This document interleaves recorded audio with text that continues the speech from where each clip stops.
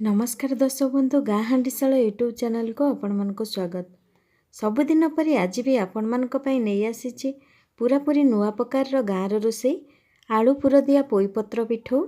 ये पोईपत्र पिठौ खाइबा पई बहुत भल लगी थाए। यहाँ जलखिया भावे खाई परिबे, भात सहित साइड डिश भावे खाई परिबे। यहाँ तैयारी करबा बहुत सहज एवं कम समय घरे सहजरे मिलुथुवा सामग्री को नहीं प्रस्तुत। वर्तमान से आवश्यक सामग्री प्रस्तुति प्रणाली देखि नबा। एबे हमें आवश्यक सामग्री देखि नबा। पोईपत्र पिठौ पई मो पोईपत्र नेछि। पोईपत्र को पानी रे धोईकी पानी रो छाणी नेछि। पत्र देखंतु पूरा सुखिला हेछि, पानी लागिनी। आलू 5टा सिजेइकी नेछि पुर करिया पई। भजा जीरा लंका गुंड 1 चमच नेछि। छोट कटा हेतिया पियाज 1 नेछि। छोट कटा हेतिया धनिया पत्र नेछि। सोरिष तेल। पिठौ पई 2 घंटा पूर्व चावल को भिजेकी रखिथिली। हल्दी गुंड, लूण, रसुण 1 मुंडा नेछि।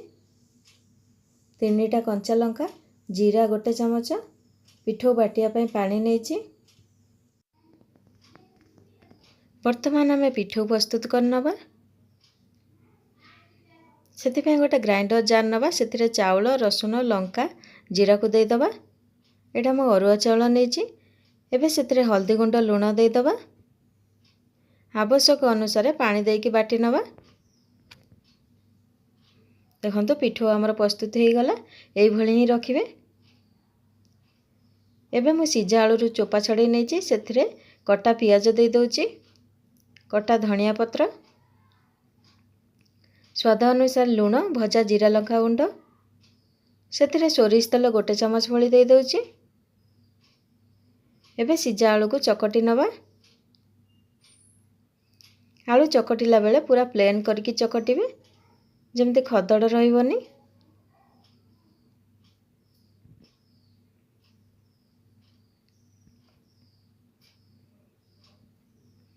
देखंतु एबे मो आलू को प्लेन करी चकटी नेली। एबे हमर आलू पूरा प्रस्तुत हे गला। एबे हमें पोई पत्र नबा। पोई पत्र रे गोटे साइड रे आलू पूरा को देई आर पटे साइड के एई भली चापी नबा। देखंतु एई भली ही करिवे, जेमते पोई पत्र बाहरी न जाय, सेट हेकी रहइबो सेई परिका ही देबे। देखंतु आलू को प्लेन करिले एई परी पूरा पूरी चापी हेकी रहइबो, पोई पत्र आउ बाहरिबोनी। सेई परी भाबे हमें सबुतक पोई पत्र को पूरा देई नबा।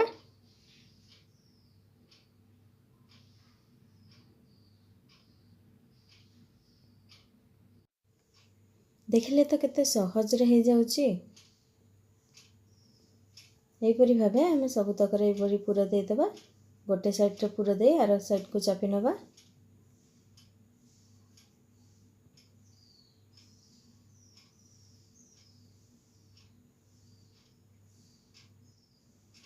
समुदाय 7टा पत्र रे मु आलू पूरा देई देली।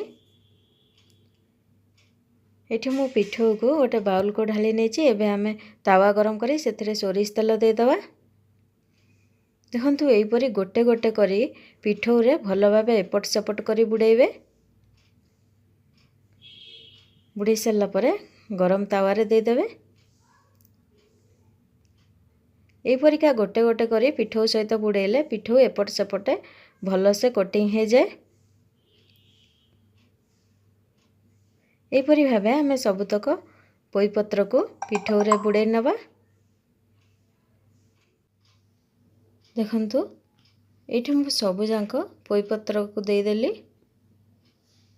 2 मिनिट रखिला परे मु एपट साइड के उल्टाई नउची।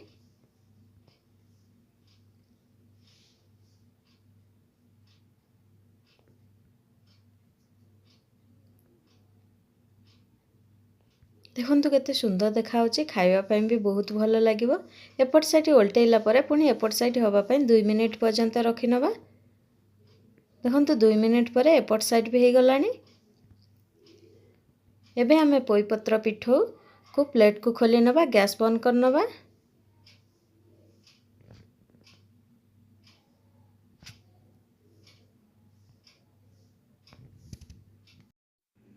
ଦେଖନ୍ତୁ ବର୍ତ୍ତମାନ ଆମର ପ୍ରସ୍ତୁତ ହୋଇଗଲା ଗରମା ଗରମ ସୁପର ଟେଷ୍ଟି ଆଳୁ ପୁର ଦିଆ ପୋଇପତ୍ର ପିଠଉ। ଯଦି ଆପଣମାନଙ୍କୁ ଏହି ରେସିପି ପସନ୍ଦ ଆସିଛି ତ ସାଙ୍ଗମାନଙ୍କ ସହିତ ସେୟାର କରନ୍ତୁ, ଲାଇକ୍ କରନ୍ତୁ, ଆପଣଙ୍କର ଅନୁଭବ କମେଣ୍ଟ ସେକ୍ସନକୁ ଯାଇ ଜଣାନ୍ତୁ। ତଳେ ଥିବା ଲାଲ ବଟନକୁ ଦବାଇ ସବସ୍କ୍ରାଇବ୍ କରନ୍ତୁ, ଯାହାଫଳରେ ମୁଁ ଯେଉଁ ରୋଷେଇ ଭିଡ଼ିଓ ଅପଲୋଡ଼ କରିବି ଆପଣମାନେ ସର୍ବପ୍ରଥମେ ଦେଖିପାରିବେ। ଧନ୍ୟବାଦ।